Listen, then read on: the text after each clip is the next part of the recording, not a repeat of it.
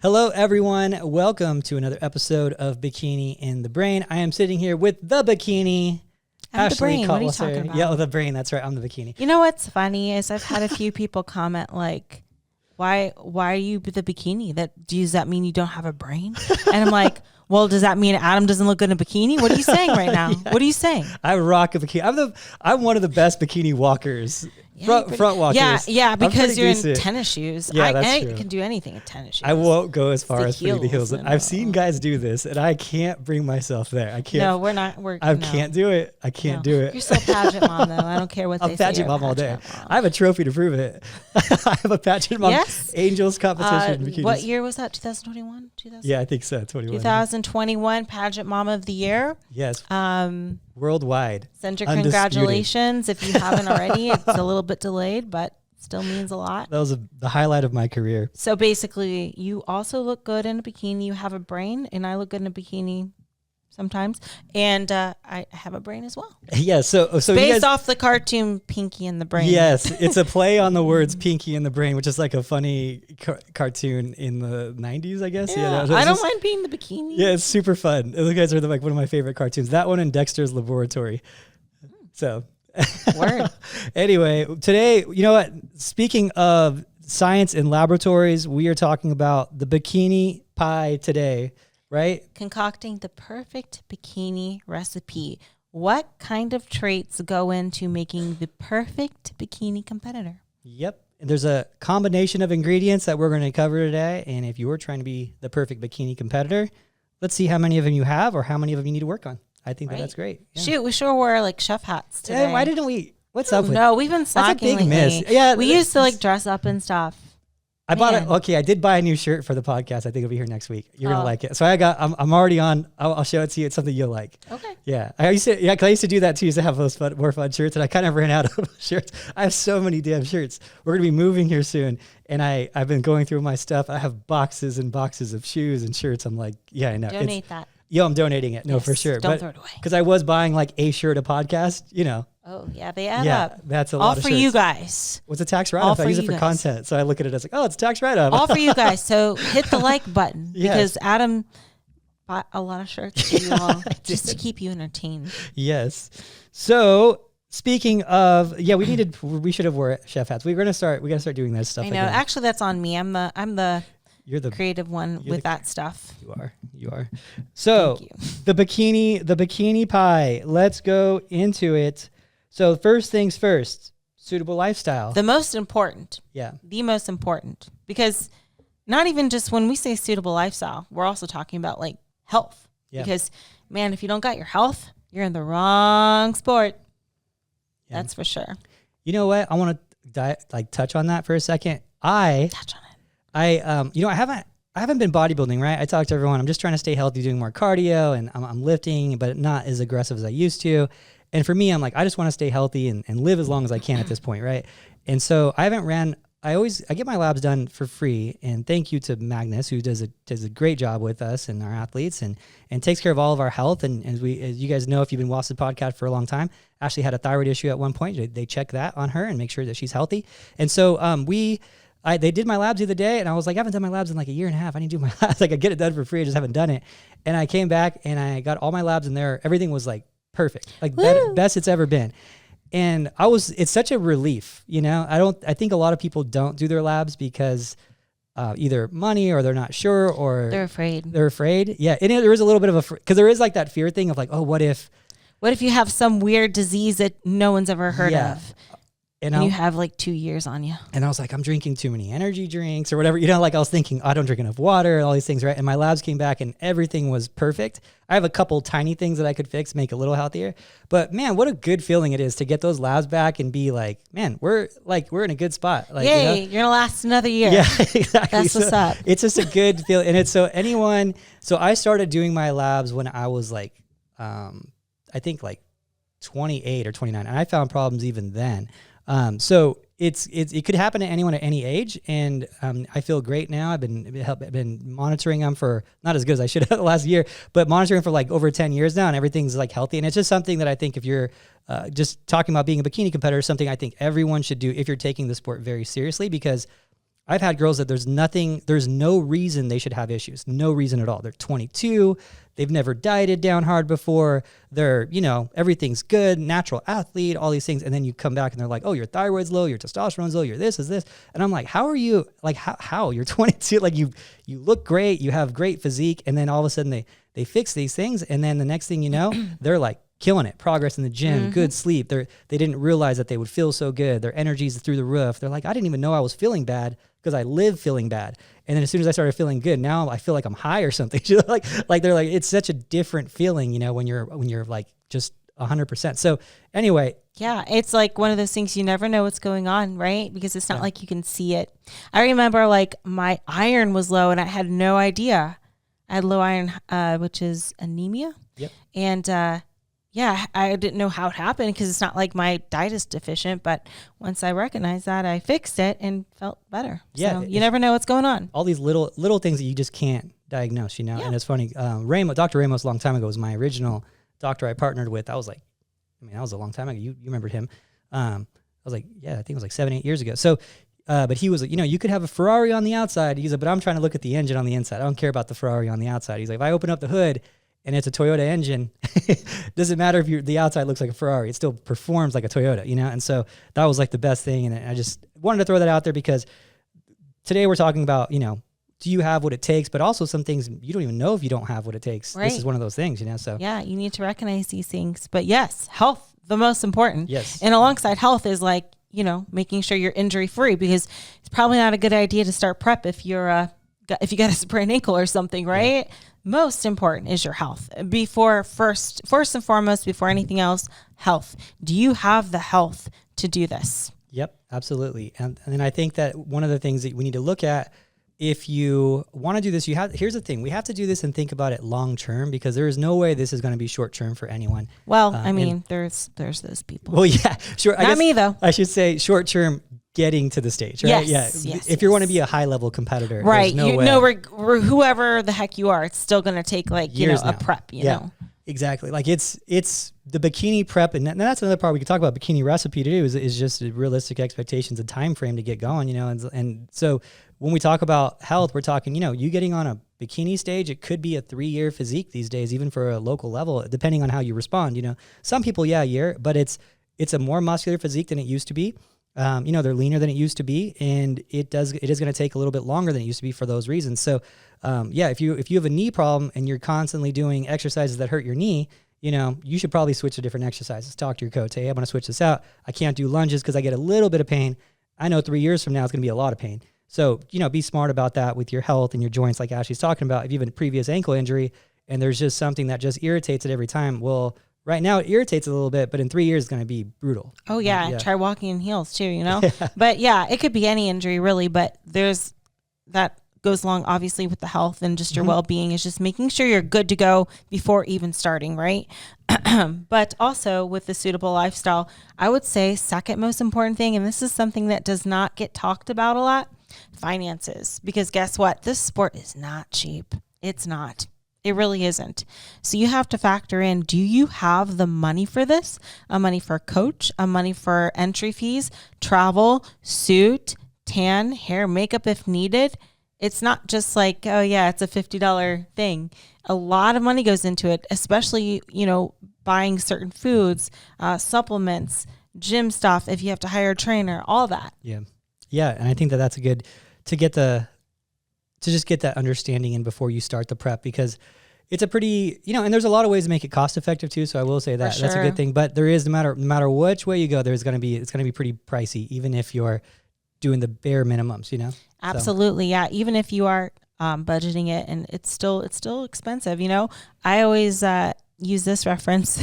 I used to be so broke, but I used to share a hotel with 5 girls for nationals, try to get my pro card because I was so broke, and I was barely getting by on that. I was not as well off. So it's something you need to consider. You know what? I have a client, and I want to give this, this is a cool thing, but it just shows like, some people want it and they're going to do what it takes to get there.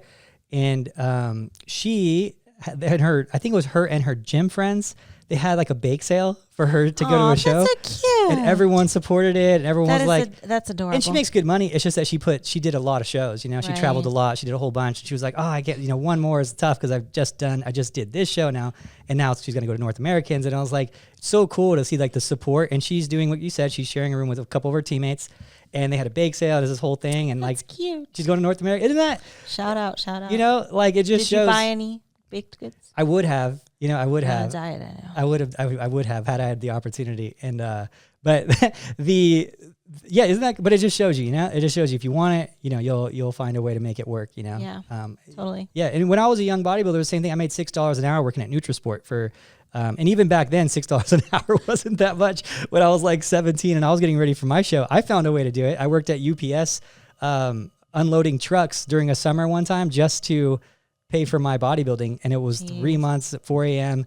unloading trucks. Sorry for all the damaged packages. I was so bad. I was like, that's what happens in those UPS trucks when you get your packages damages. This is such a random story, but you'd go in you'd have to hit there's a guy in the UPS like counting with a counter how many packages you get out per minute because you have to hit a certain number. Oh, it's so wild. And it's freezing cold because it's 4 a.m. and you're outside and you're in the truck, but you're outside in a truck because the trucks can't come inside. So you go in the truck and like you have this conveyor belt and you're like throwing stuff on it, but you have to hit a number. So the packages are, you know, I don't know, 8 feet high. I don't know how tall they are. Maybe 7 feet high. And you just jump to the top and grab the top one and just like throw them down so you can hit your numbers. That's why your packages are damaged. Oh, at least that's how I did it. It's the only way I could hit the quota. But anyway, paid for my bodybuilding with that. 3 months of that. Yeah, that was a lot of cardio. Heck yeah, that's some good meat right there. I don't think I ever told you this story. No, I didn't know. Yeah. This is something I knew I just Adam in UPS. Adam in UPS, I was wearing the brown suit doing the whole thing. Love it. You know? Well, that's what's up. Teaching you some hard work right there. You know? So the other two factors that go into a suitable lifestyle is work commitments and family commitments, right? So, you know, at some point you can work around and make things work, but I know that there's other times that you just can't work around your work. And maybe the work is not ideal for the sport. And maybe it's something like you're on call, and maybe it's like one of those jobs where you could be flying to a different state tomorrow. They need you right away. And, you know, who knows? There are some careers out there that won't be suitable for prepping. And same thing with family. If you have like, I don't know, 5 little kids at home and no one's there to watch them until the husband comes back, you know, who knows? I don't know every situation, but it does make it difficult when these factors are at play. Yeah, it's an important discussion to have with the family and look at your work. And also not just I guess the other thing with work is you have to be careful that your job will permit you to be a little bit lower performing at certain points where it's not dangerous, you know? Like if you're working a crane or something, I don't really want you on low carbs, carrying these giant poles during the last 2 weeks above, you know, 1,000 people driving by under Las Vegas Boulevard, you know, like there might be some scenarios where might not be the best idea, or, you know, a doctor doing surgery during peak week or something, you know what I mean? Like there's some scenarios where you might want to consider how prepared you are for it. Like, I think like someone like Ashley could do that. I think you could do, you know, because you don't go crazy with peak week. I don't think it's going to be that big of a factor. But if you're not one of those people, which most aren't, where they have to have this crazy peak week and low carb and this and that, or usually it's a week before peak week, and you're doing something that might be, you know, dangerous to other people or something, or even yourself, or, you know, race car drivers, you know, like you might want to not do shows, or just take longer to get ready. I don't know. Yeah. Either that, or just know that you won't be the best competitor you could be. Yeah. Right. You know, you might have to skip some workouts, or you might have to, you know, not diet as hard for the sake of your career, but just be aware of this stuff, you know?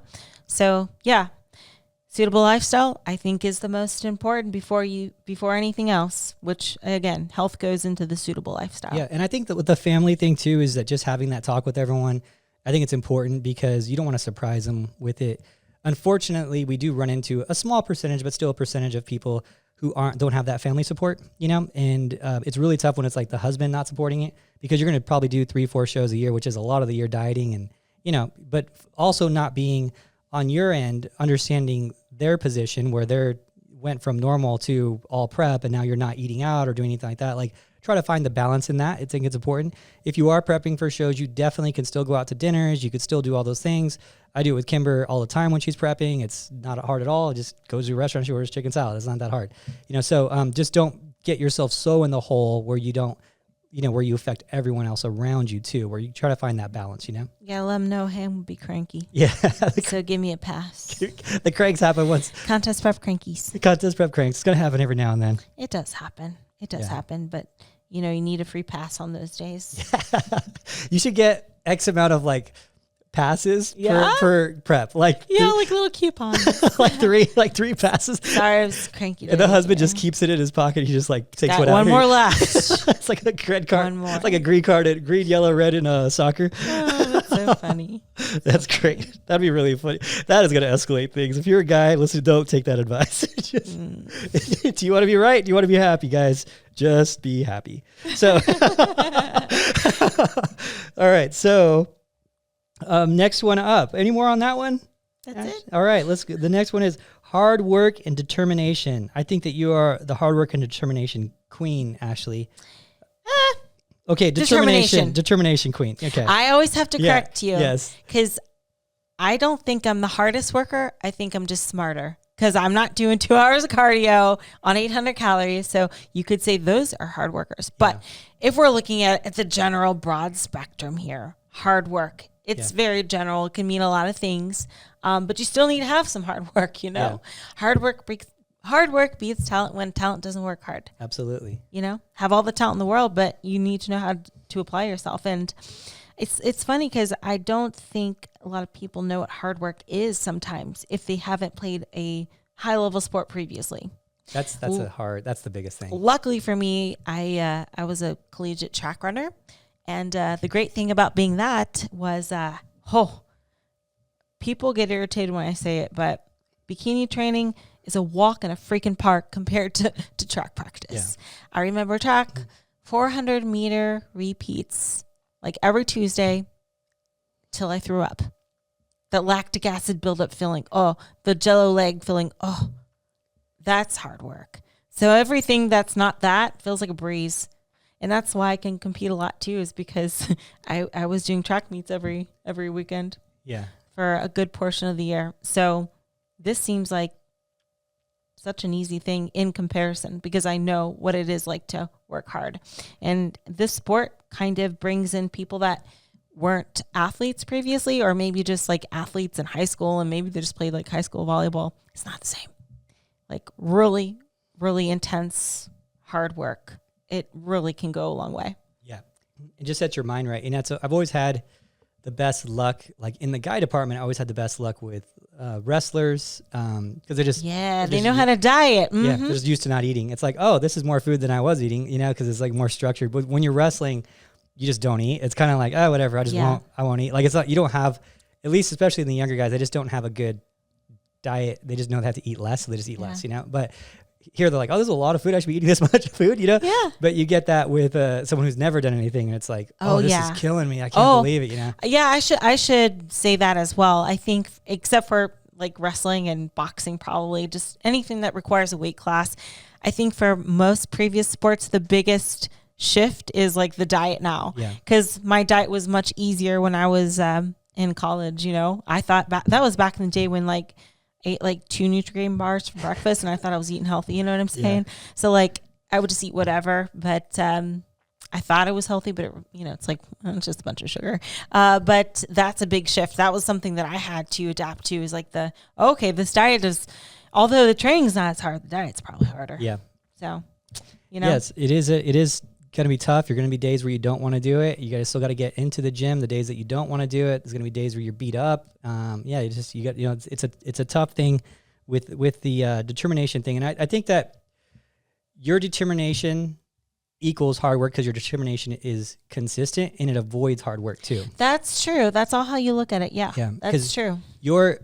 It's all collectively, it's the same, right? The same, whether if you think about it, let's say it takes you 100 points worth of, I'm just kind of see if I go the right direction with it. It takes you 100 points to get fully in stage shape for a show. You could do those 100 points in 90 days, or you could do those 100 points in 365 days and it'll be a lot easier 100 points. I get what you're saying. Yeah. So it's like a short push because you slacked off the whole year trying to get ready for a show versus like just being consistent and maybe a little more dedicated throughout the year rather than just like those 3 months of going 110%. So instead of going 110% for 90 days, I go like 90%, 365. Yeah. Yeah, exactly. I get you saying. Mm-hmm. Yeah, it's the that same. Makes sense. It's like running a mile or walking a mile, right? The calories burned are relatively the same of running a mile and walking a mile because you could walk and it'll take you twice as long. So you're moving for twice as long and you're taking twice as many steps. Are you sure about that one? Yeah, it's like it's because of energy expended. But don't get out of breath. Yeah. So we'll think about it, right? Let's say you run a mile in 7 minutes and you walk a mile in 18. Well, you're doing cardio for 12 minutes additional and you're taking twice as many steps. So the total movement ends up being the same. Even if you don't get out of breath and stuff and your heart rate doesn't. Yeah, because it's more calories for a shorter period of time. So of course you breathe more, right? So yeah, they're relatively the same. Dang, you know, isn't that crazy? Because energy, it's like the energy, like it's like the energy, the same thing. Energy cannot be created; it can only be used, right? It can only be, so it's like the amount of energy you use during that same speed. It's whether it's slower or faster, it's still the same amount of energy. So same thing with prep. You're going to get ready for a prep, and whether you need to lose, stay within like how you do, staying within like 6 pounds or so all year, or you have to lose 30 pounds in 3 months.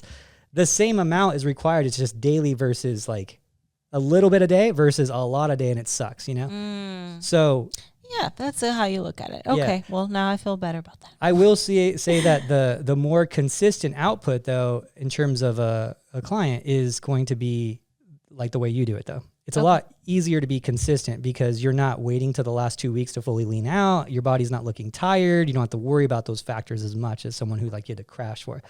And the worst case scenario for someone who's like getting ready for a show would be you still need peak week to lean out. That's like worst case scenario. It's like, oh, you're not going to look right. There's just no way. Not today. A few years ago in bikini where, if you were a little bit inflamed, it was okay because you don't need so much detail on the tie-ins. You don't need so much, But now it's like, no, you better be, all that inflammation better be gone. Like, I don't want you trying to get in shape during peak week. That week is just to let your body rest, recover, fill out, get you right. It is not to lean out. So yeah, there you go. Determination, I think, equals hard work. So. Absolutely. Determination equals hard work. So you like that? I like that a lot. Yeah. So I like that a lot. All right.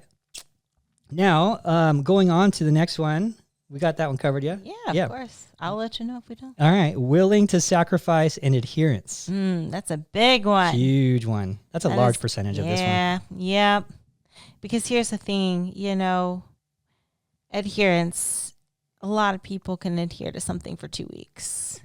Even if your motivation is like through the roof, you can adhere to something for 2 weeks, but it's not about the 2 weeks. It's about the whole process, the whole journey, the whole 2 years it took you to get ready for a show, not just the 2 weeks.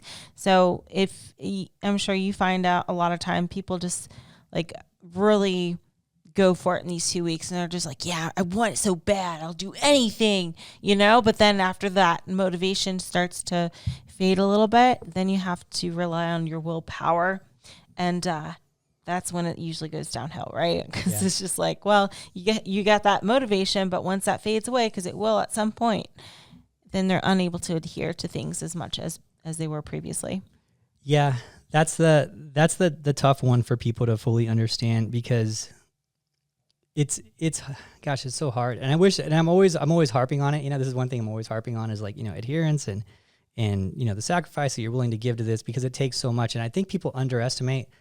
Because our sport is small, it's like a smaller sport and people are more accessible. So you see like, you can go see Ashley at a posing seminar. You could go see, you can go see whoever at pretty much wherever posing seminar or whatever meetup, right? And you're just like, oh, that's one of the top athletes. It's so I can reach it. I can touch it, Growing up, we couldn't do that. Like these things weren't a thing. That wasn't a thing. I couldn't go and pose with Ronnie Coleman. Like I might see him at an expo talking in front of 3,000 people, but not like, oh, I was just a seminar at the posing posing at the CPC this Saturday, posing seminar at the CPC this Saturday 10 a.m. What a plug! That was just, and it's free. And you don't have to be part of Team Elite Physique. Nope, you can come on down. 10 o'clock. Come one, come all. 1176 Vegas Valley Drive. Make a weekend out of it, and then we're gonna have a glute camp after that. Heck yeah! That wasn't a setup, but wow, what a segue! That was like Good job. That was a great segue, right? Good job. So, but the because it is small and because you can see these people, it seems like so realistic and seems so easy. It seems like, oh, they're right there. It's like, that's just, I'm doing the same thing as them. But the reality is a lot of times you're not doing the same thing as them. Because I growing up playing whatever, baseball or something, right? You couldn't go and meet like Nolan Ryan or someone, right? Mark McGuire, be like, oh yeah, I'm just hitting baseballs with Mark McGuire. Like, nobody, like you don't do that, right? It's not a thing. But with us, it's like, oh yeah, she works out at my gym. Like, so it seems like so easy and accessible, and it makes it less realistic of like, it makes the sacrifice look less, like more obtainable. It makes it look like, right? Because they're right there and it's just normal and it's just right there. It's not like a dream, like hitting baseballs with Mark McGuire would be a dream. I don't even hit baseballs, but that'd be fun. I would love to do that. So it's because of that, people think it's just, easier and I can get there too. And she's just working out just as hard as I am. Like I see her work out. She's not doing that much different than I am. But so much goes into it, and it's years compounded of adherence, and that's where people lose it. They don't see outside the gym and outside the posing seminars, you're not doing the same things as these people are. So you can expect the same results. But if you do the same things that these people do, you can expect the same results. If you do stick to it, if you do stay dedicated, if you don't go off your meal plan like crazy, if you don't take a 3-month break off of working out, and if you do actually work out with full intensity, most days of the year out in the gym, if you think about this as your primary sport and your primary passion, you can do these things. It is accessible. So it is reachable, and it isn't reachable just as easily. But you have to put in the work like any pro sport. And I think that people think because it's so, it's so reachable, I can see them all the time, that it doesn't take that, but it takes like what every other pro sport takes. It takes the same thing. It's just, actually it even takes more because pro sports don't require the nutrition the way we require nutrition. They require the training and sometimes training harder, but they don't require the nutrition like we require. So, yeah. So 24/7 nutrition. 24/7. Yeah. There's very few sports that require that. Wrestling, boxing. I don't even know any other one. I don't know any other, MMA, anything. Weightlifting for making weight classes. Making weight classes. Yeah. And we're like, oh, I just need a break. I just need this. My body needed a break. I needed to be off a meal plan and just be balanced. I'm like, well, I agree with you that the prep diet isn't balanced. I agree with you that it's eating healthy though. I won't disagree on that. That is a healthy diet. Like for the most part, almost everyone in a prep diet is healthy. Don't tell me that eating vegetables, eating chicken, eating adequate amounts of fat and carbs, that's maybe a little bit deficit is unhealthy. That is not unhealthy. And don't also tell me that balanced diet is taking completely off your normal prep diet and eating whatever it is you see for a month and gaining 20 pounds. Don't tell me that's balanced either. Right. So they're both have their issues. I get that. But one is still healthy, And so people are like, oh, I need balance. I need to take the time off because my mind. Okay, that's fine if you need to do that or if you think you need to do that.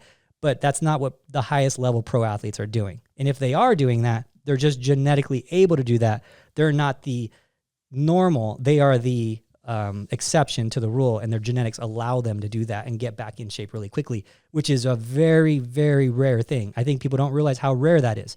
It's extremely rare. That's unicorn rare, where that girl looks exactly like she did at whatever show she did the last year and she lost 30 pounds into it. Crazy rare, like unicorn rare. So, yeah. But again, we don't know the long term of that also. True. Maybe that shortens their career, perhaps. And I know you did a podcast and I saw your clip and you mentioned it too. Yeah. And I always like to bring this up.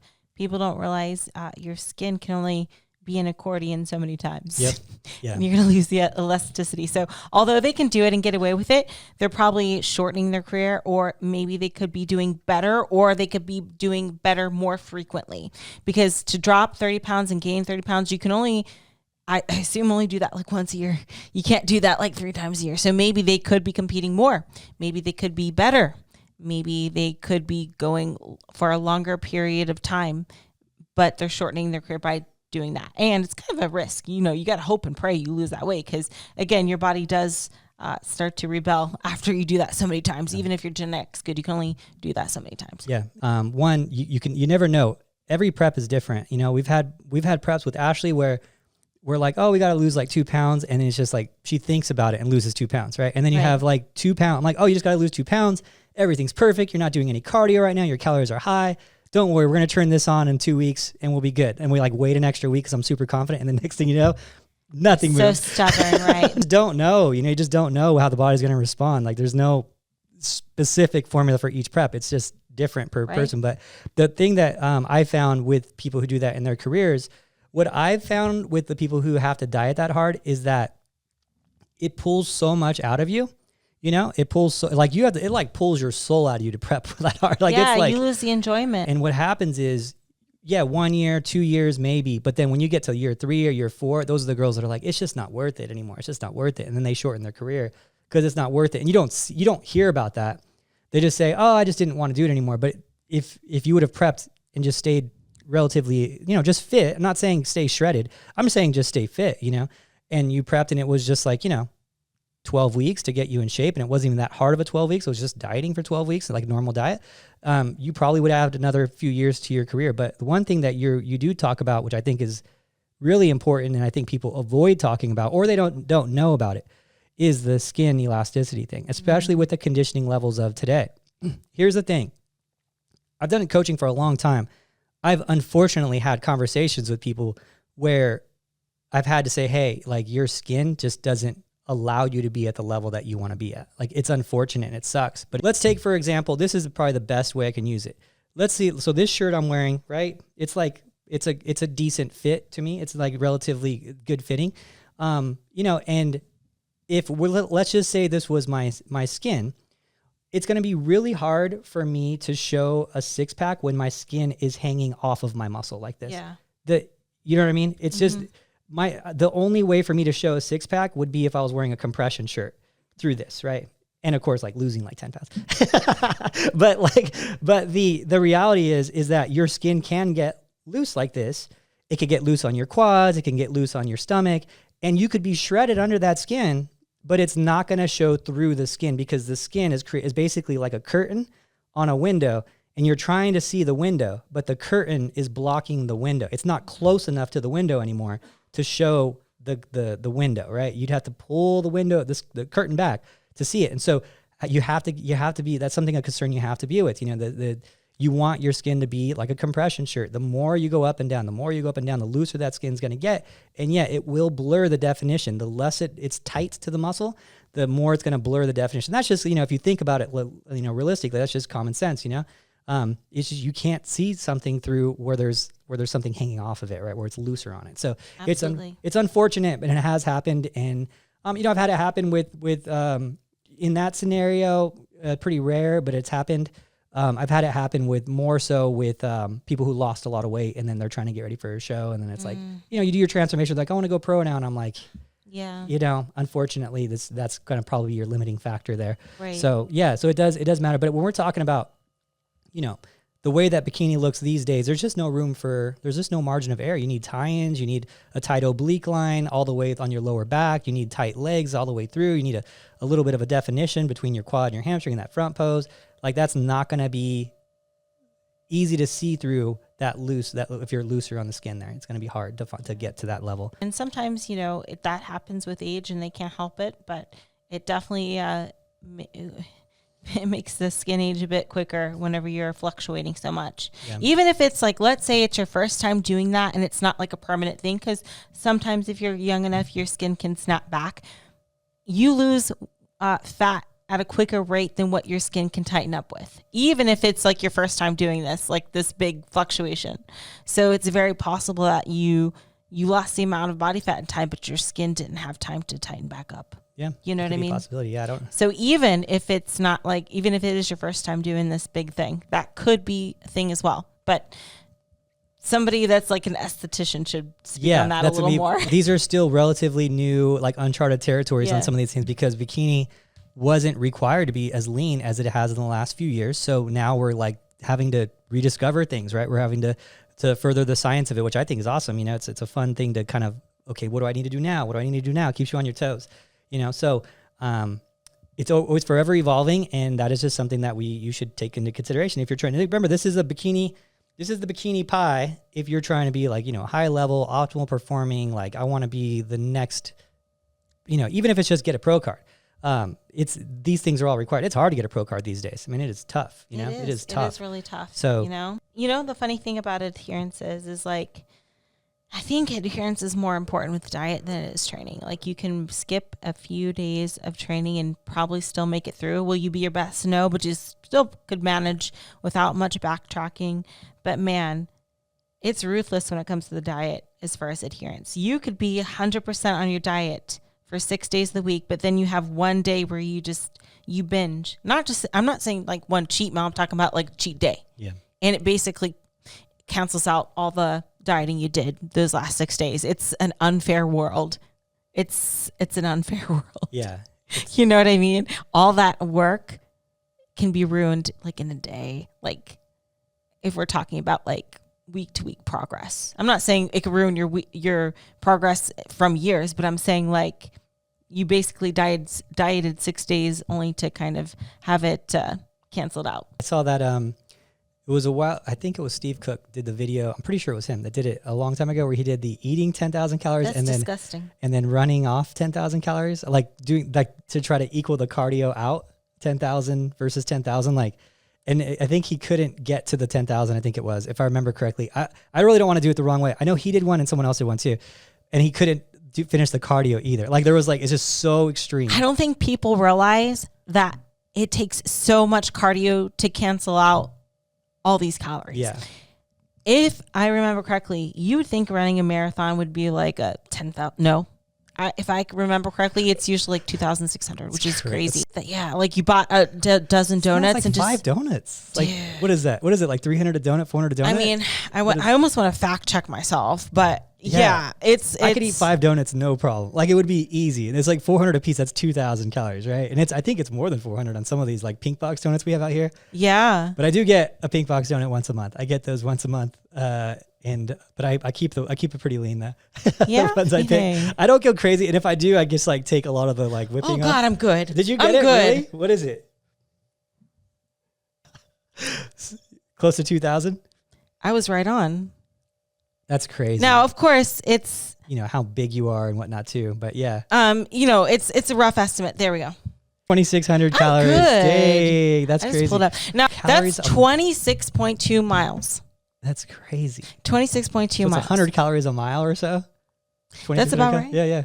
That's wild. And you know what's funny? I didn't connect that, but that's actually like sometimes when I do Orange Theory and I just roughly just like happen to look at my calories burned and how many miles I did. It is usually about 100 calories. You know what we should do is we should have our food labels shouldn't say calories. They should go in miles. Like if you had just like, let's say bad foods, right, was listed in miles versus in calories. Like, oh, this donut is 3 miles. Like you'd probably think twice about it. This donut is 5 miles. Yeah, I honestly kind of see my food that way. I'm like, is this really worth it?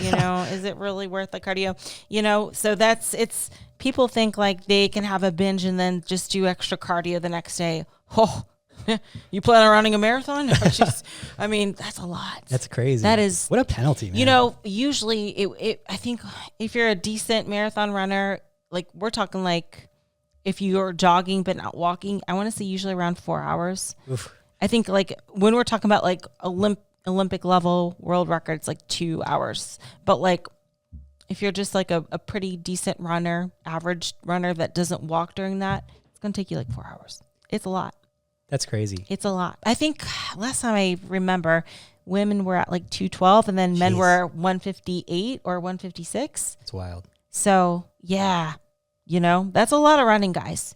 That's a lot. So if you think that you're going to binge and then just do some extra cardio, when my clients mess up, I say, hey, just chalk it up as a loss. Okay. Don't make a habit of it. Learn from it. This guilt you're feeling now, think about that next time you overdo it. And rather than doing all this extra cardio, just get in like a week of really good lifts. Yeah. Like really good lifts. At least put those calories to good use and go ham in the weight room, you know? Yeah. Because to counteract that cardio is like, oof, that's the best thing. That's the best thing you can do. You don't want them doing a bunch of cardio and messing up their cardio settings as well, too. Exactly. You know? And then I think that creates a little bit of yo-yo too. Yeah. You know, then they're going to do that next time. And yeah, like I just meant, it's going to be hard to get rid of that anyway with that. So what a penalty, man. I know. It's like I said, it's like jail for calories. I know. It's like not fair, because if you take 2 days off from the gym, you won't get as negative, results as diet. Yeah. Ronnie Coleman said you can miss a workout, but you can't miss a meal. Yeah. That was his thing. I mean, I guess, if we're trying to not overdo a meal. Yeah. Because you could totally miss a meal and you probably get leaner. But like, you know what I mean? Yeah. Yeah. I think at his level, he's they're different than us. 300 pound of muscle. Yeah. He probably could have, right? He could have. But mentally, he like just trained himself. Like that's what it is, you know? Yeah. One of the most dedicated minds that's why I love like seeing his stuff, because he's so dedicated. Probably too much, you know?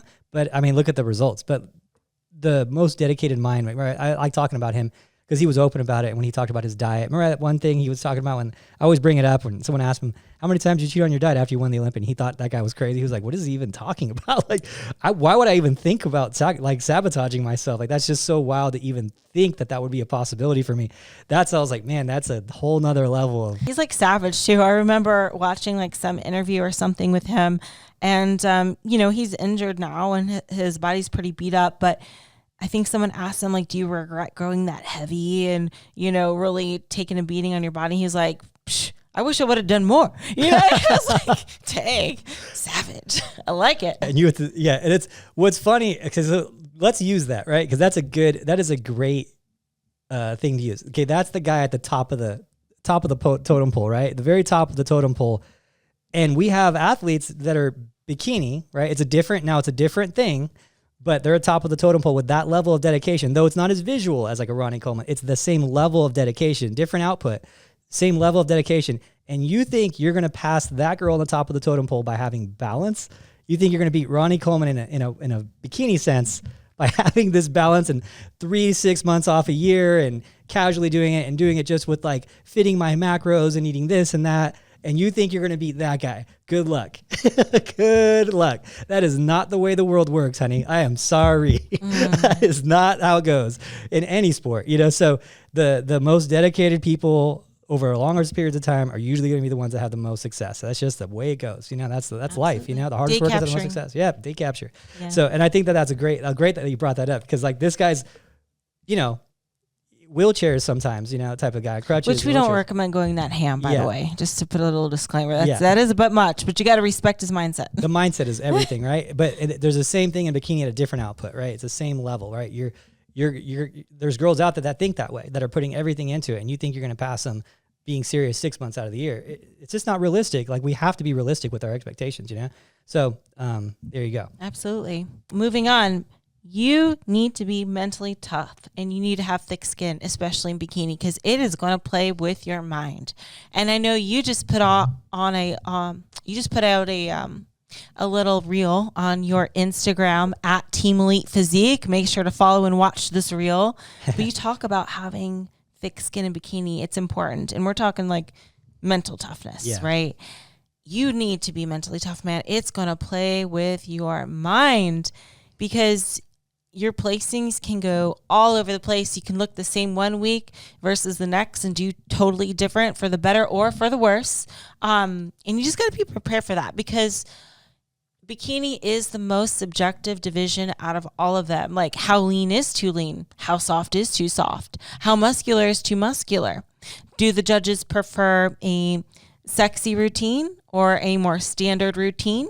Do the judges like blonde hair, or do they like black hair?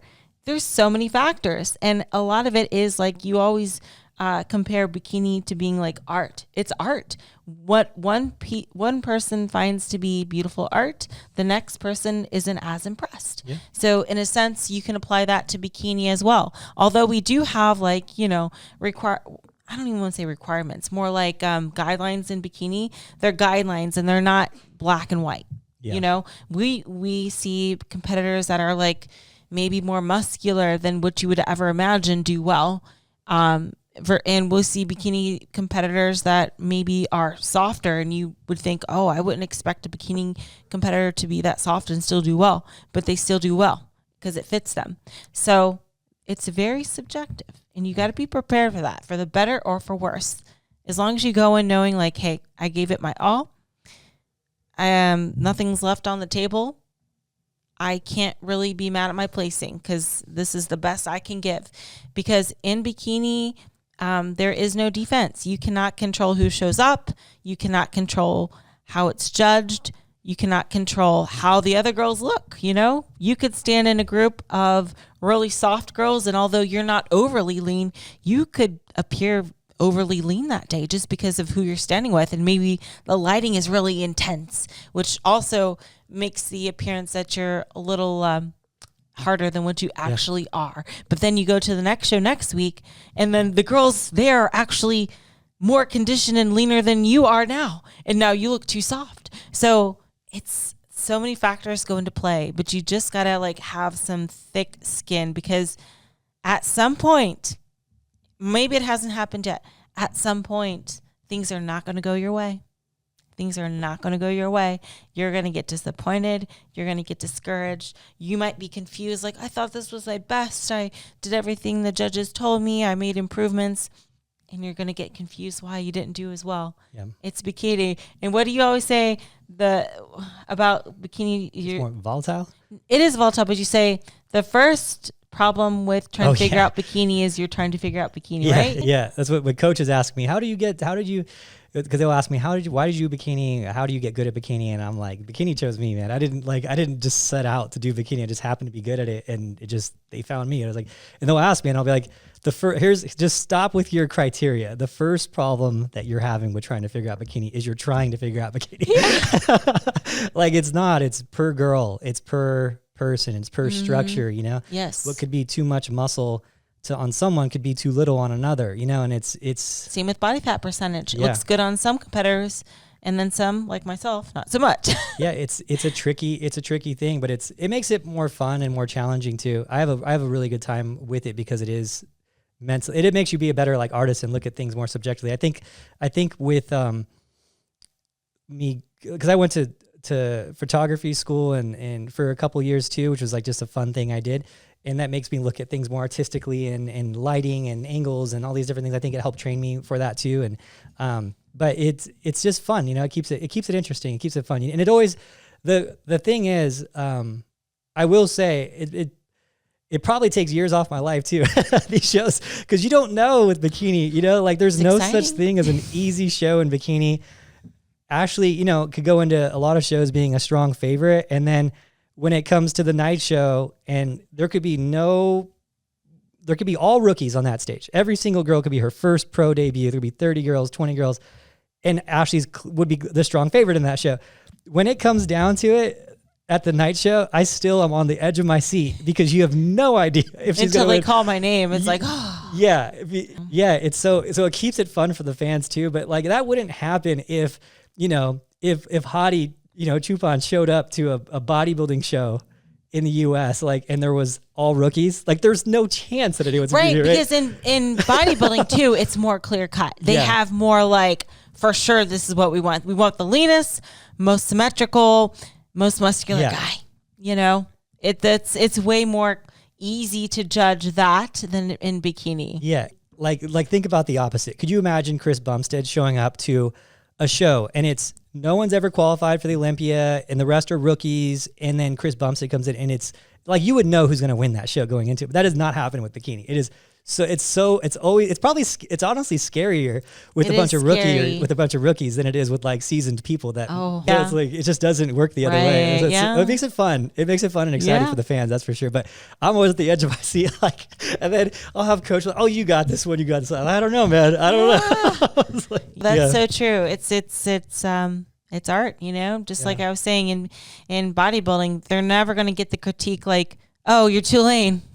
"Oh, you're too muscular in bodybuilding." You know. So it's funny how that goes. So not saying everything is extremely like 100% the case. There's always going to be some surprises here and there. But in bikini, it's definitely more keeps you guessing. That's for sure. Yeah. It is wild. But so long story short, no matter who you are, you could be the most winning pro of all time. Upsets are going to happen.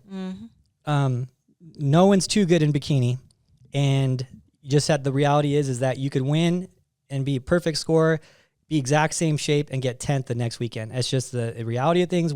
I've seen it happen, and it's just how it goes. Remember, you're creating this art project, and like you said, I think it's a very well way of putting it, and that's where I think judges get a lot of slack for too, which I'm always, if I think that everyone should have their input, and I think there's nothing wrong with people talking about, this was going this way or that way or whatever. But remember, it's people looking at art, and so people are going to look at art differently. And I think that's a great way of understanding the variances of judges is that, of course they see it differently. There's no clear cut. Of course it's going to be different. There has to be difference. It's not a clear cut criteria, So definitely. So the next one, genetics. Oh my goodness, genetics. Yes. We like to think as long as you work hard and you have all the determination in the world, we like to think you can do well, but genetics can hold you back. They can. But here's what I like to say. There are things genetically you cannot change. That's a fact. Okay. But you can work around it. For example, we oftentimes use the width of your rib cage is something you can't change. You can't train harder to have a smaller rib cage. It's your bone. It's not going to shrink. And with a thicker rib cage, that oftentimes makes your waist thicker as well. So you can't change that. However, you can build around it. So maybe if you are one of those girls that has a wider, bigger rib cage, guess what? Work on your back a little more, those shoulders, so that you create more of a taper. So that's just one example. So unfortunately, there's things that's going to hold you back. You just got to work around it and work with what you got. Because we all have flaws. Believe me, I have them too. All have flaws genetically that I can't change, and I wish I could. I just got to work around it. Yep. Posing, practice, obviously too. Working out. Yeah. Pose it differently. Yeah. Yeah. Sure. There's a lot of women out there with wider waists who do well. If you looked at them, if the bikini contest was straight on, we'd have a whole different group of people. So if you pose straight on, because a lot of these girls have, wider waist, wider rib cage, but when they're in that front profile pose, you can't tell, and so how you pose is a big part of that, how much your clavicle width you can't really change, but how you pose can make some effect on that, so so it's work with what you got and hide what doesn't work for you, Exactly. Yeah. Strengths and weaknesses, we all have them. So passion, it really cannot be taught. Yeah. It comes from within. But I will say, surrounding yourself in the environment and the atmosphere helps for sure. And I would also say passion is how do I say it? Almost like having a little more gratitude can make you passionate about something and just really enthusiastic about something, because if you recognize where you came from, what you got, and what things used to be like, and that can create some passion. And I don't know, what are tips with passion? It's hard to teach it. Yeah, one thing I will say to an athlete who's looking for motivation is that I'm always very real with them. And they're like, is there any, cause I'll have it every once in a while, maybe a couple times a year or something, anything you can say to help me with my motivation or this and that, and I'll be like, unfortunately that's going to be very short term. I'm not going to be your motivating beacon of light for that, because that has to come from within. Anything I say is going to be a 5-minute motivation, listening to a video and you're like, okay, I can go work out hard for this hour or 30 minutes of the workout, right? It wears off too fast if it's not from within. Right. So the only thing is you gotta find out what's your why. I struggle with it too. I go through periods of it where I'm super excited, and then sometimes I'm like, man, just want to, this is hard, there's everyone goes through their ups and downs. There's not anything in the world. I have the best job in the world and I'll go through it, And so you just have to find your why and what your alternative is too. That's what I find is helpful to me when I get unmotivated. I think about the alternative, and I'm like, man, that alternative would suck. Because you're like, dang, I got it good. I could sell all this stuff and sell the prep center and sell everything and just buy a couple apartment complexes and just do nothing. Right. But man, that would the actual of that happening would suck so bad. What am I just going to what am I going to do? Yeah. Work out and collect rent. Like that's so boring. Like what a wasted life. To me, that's a wasted life, right? Like that's a lot of people want to get there. And then when you have the option to do that, you're like, man, that would suck, you know? Like it wouldn't be fun. I don't see any fun in that. So when you're a bikini competitor and you're like, okay, what's the alternative to it, right? And you think to yourself, okay, the alternative is me not doing bikini competitions. So what does that mean I got to do instead of it, right? Well, I got to eat whatever I want. How fun would that be, and for how long would that be fun? I understand a few meals, they ought to be fun, but every day, not really, right? Jordan Peterson was talking about it one time. He's like, because he could retire, of course, he's probably centimillionaire at this point, and he's like, but what? He's like, everyone's dream is getting to the beach and just sitting on the beach and drinking pina coladas. Like, but how fun would that be? Like, how many days can you actually do that? Very redundant. I think about that too, honestly. It's very redundant. He's like, right, that's not the ultimate goal. And like, we have this vision because we're so overworked. We think it's the ultimate goal. It's a day that we want to have. It's not the ultimate goal in life to live like that forever. I wouldn't. It's boring. You need a purpose, you know? I go to bed and I think about fitness and being a better coach and how I can get to the next level. I wake up, can't wait to get to being the better coach. Like we're 12 weeks out for the Olympia this Saturday, right? And I told that, I was like, man, I'm so excited already. Like it's happening, you know, it's happening. Like I wake up with that passion and that drive, and I don't know, it's my motivating source, you know? What I like about our sport too, and I guess our careers, is like there's always a goal. Yeah. There's always a goal. Even if it's like a short term or long term, it could be, oh, I hope my client does well this weekend at this show. Or it could be, oh, the Olympia. Or it could be, oh, I'm excited for next year, the goal for next year. So there's always something exciting happening, which I love. I love the excitement. Yeah. It's going to be the tough times. You know, July is always a tough month, but we're through that. And I'm like, at the end of July, I'm like, man, there's a lot of shows, you know? And now I'm like, okay, it's been a week. Like I literally need a week. And I'm like, I'm good to go. Yeah. I'm super excited. I told Ashley I might take like 4. I'm going to try to. I might take 4 days off. I owe it to Kimber, right? When I go to do something. Yes. When I go to, We're not come back early. I know. I'm really bad at that. I need to do it now that I'm married. I got to do that part of it. But we talked about Cancun, maybe going to Cancun. We'll see I think we're going to do it. I think we looked at things. I'll show you. It looks pretty fun. Okay. Anyway. Enjoy yourself. Yeah, I'm going to do it. Don't work. Yeah. So, but yeah, think about the alternative. You know, I think that's the important thing, is that you think about the alternative. And I think, you know, the other thing too that you don't want to run into, and this is a good story. So, you know, I work with a boxing coach one-on-one 4 days a week here, and he's awesome, right? I love him. And then I do my own at a boxing gym. I train like 5 to 6 days a week at the boxing gym on top of that, right? But he's, I want to say he's like 30, like young 30. So he's like, you know, at that peak where he could be in his career. And he's like, you know what? I want to go out and give myself a shot at being a pro, and actually go for it. He's like, because I don't want to be like 50 and say, man, I was pretty good. What if? Like, how far could I have gone? Like, how far could I have gone? Like, he's like, I'd rather lose and be knocked out and realize, okay, I wasn't good enough, than think, what if I was good enough? And that's the same thing. You don't want that question unanswered. Yeah. You know, sometimes it's better just to go for it. Even if you fail, at least you know. Yeah. At least you know. Yeah. That's what you got to think about. You got to think, when you're really struggling for motivation, you got to ask yourself, okay, what's the alternative? What would my life be like without it? Would it really be that much better? Or do I just need like a couple of days off? Right. Because that's the whole pina colada on the beach thing, right? Yes. You want to do that for like a day, maybe 2, right? Or 4? Yeah. Or 4. Yeah. So I was actually, we started with 5, now we're down to 4. Oh no, it's going to be 3 by next week. Like, do we really need? And then it's going to be like, let's just book our flight there and back the same day. Let's get a taco and come back. In fact, let's just drive, and then just come back. My family owns a tortilla stop in California. Let's just get a taco. Come close back. enough. It's just close enough. It's pretty much the same thing. So so it's what, you know, you got to think about that stuff, and it really puts things in perspective. I think that you're very good at keeping a grasp on things, which is kind of surprising. It's shocking. You know, you see these people who run into some success and run into a little bit of money, and that are like rappers or whatever, and they're like, they can't keep themselves grounded, you know. But you've been very good at being realistic of like keeping yourself grounded and appreciating every moment. I never forget. You know, I don't think you're going to be one of these, you know, football players who makes $20 million and then they out of the NFL, and the next thing you know, they have no money, and you're like, what happened to you had $20 million? Like, what happened to it? You know, They spend lavishly, and they just think it's coming forever. Like, you're just very good at, and a good example of that. I never forget like my first sponsorship or anything like that. Yeah. You know, the feeling of like, My first sponsorship was with Liquid Sunrays, and I got free tans. And I was like, oh my God. I was like, I don't even know if I slept that night. I was so excited.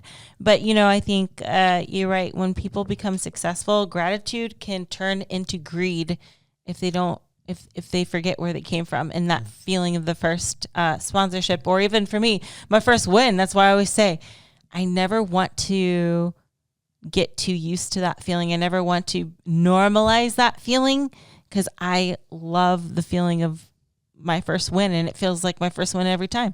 I don't want to go into a show and be like, oh, cool, I won. All right, it's time to go home. Like, I'm excited. So I like to keep that alive, keep the passion alive.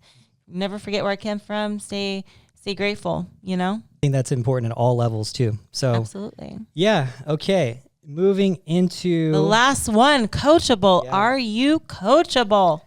Coachable. That's a tough one. That's you got to realize you don't know everything, so don't be stubborn. Some people think they know it all whenever they're working with someone, but it's important to have a second pair of eyes because sometimes you don't see yourself the way you actually are. You get the prep goggles, so on and so on. You think you know more than your coach. I think Elizabeth is the perfect example of somebody that's extremely coachable. Oh, yeah. Very good. Very coachable. She does not stray away at all. I think what was it? I tried to give her like 2 tomatoes and it wasn't on her diet. Like when we went out to eat afterwards, she brought the container and everything and she wouldn't do it. She wouldn't take my tomatoes. Yeah. Yeah. I God love bless. It. That's a great thing. You can go into knowing she's going to be 100% on the diet. She's going to follow it 100%. Yeah. Yeah.